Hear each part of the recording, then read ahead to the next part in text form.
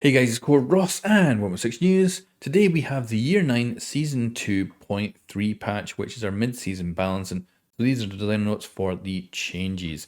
So we'll start by having a quick look at the graphs, but we've got a big changes to many operators with a lot of stuff getting moved around.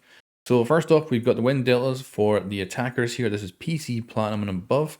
You can see a really good collection in the middle here of most of our operators, and then Ashe flying off ahead back to our old days of doing great. I think this is because she can now crack Mira windows. She is really handy to have. And I've even been playing around ranked sometimes just because of that feature.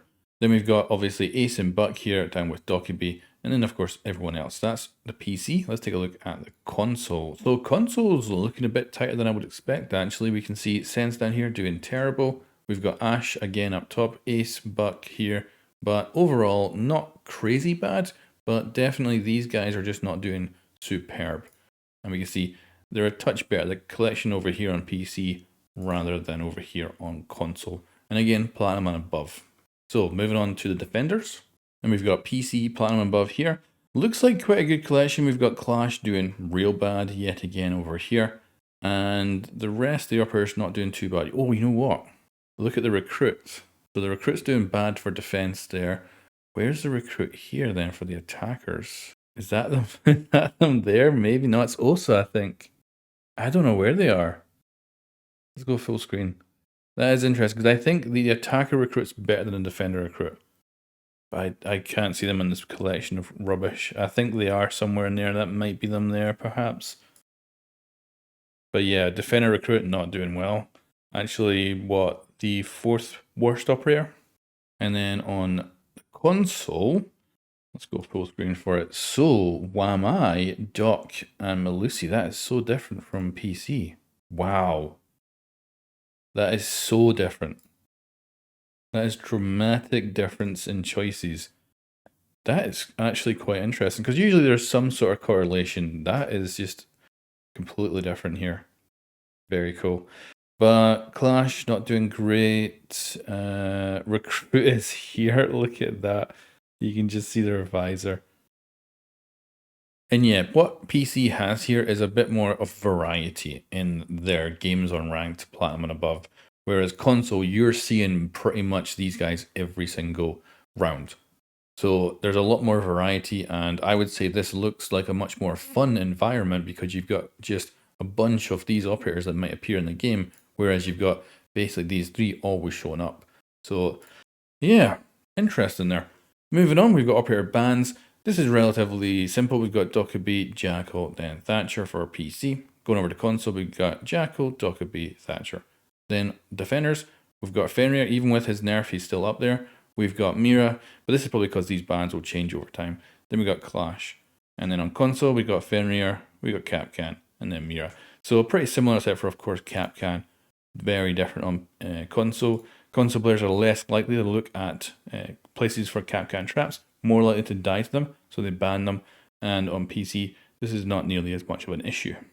And it's still a continuation of the TDM meta on especially console. Still there on PC, but it's not nearly as bad, I would say. So we've got operator balancing. So first off, Azami. They've changed obviously how her barriers can be destroyed with bullets, and they talk about how when the season basically came out, there was a lot more people shooting the barriers with bullets and destroying them.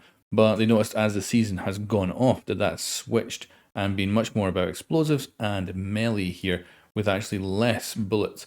Now I think the simple reason is if you're blasting away at a barrier, someone could just pop out and shoot you. Or you could end up having to reload and then someone pops out and shoots you. So it's not the best thing to actually shoot the barricades unless you're in a nice safe position to do it. So people were using it at the start of the season, but they've used it less since. I'm actually quite surprised how many melee them. So that's actually quite a large amount. So what they're doing overall is just going to buff the damage all round. And you can see it's not like huge increases, but they're just buffing everything so that it'll be easier to destroy them with the weapons you bring with, and even, you know, handguns and stuff like that. And they say we aim for a more balanced usage of bullets and explosives. So right now it's much more towards the explosive side, which I think is the safer option. I think that's why players do it rather than shoot. Because of course you need to see the actual barrier to throw a grenade at it or something like that. Next up we've got Buck. considered by a lot of players to be the #1 solo queue attacker in Siege because of his ability to destroy soft targets. He's got a hard breach and he's got a gun 6. So he is getting a little bit of a nerf. And this is just taking away a touch of ability by removing the gun 6.